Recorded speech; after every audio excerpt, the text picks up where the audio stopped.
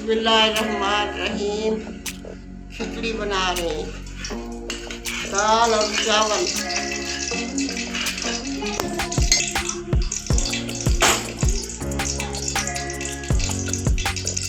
बिस्मिल्लाहिर्रहमानिर्रहीम।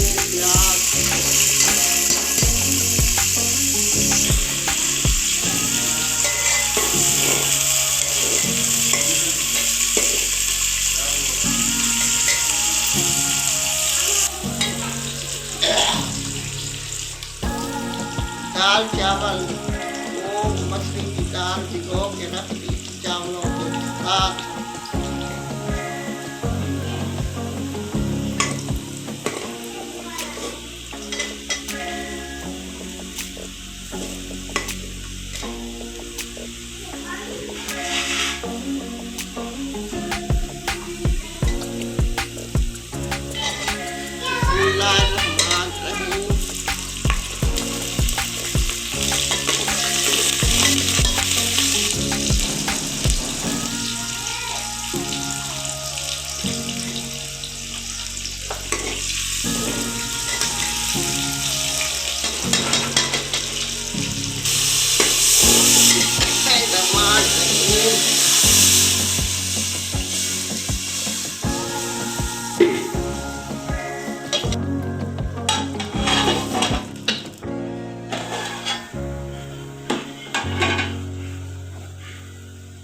पानी बॉयल हो के चावल डालूं, दाल चावल, मूंग और मटर।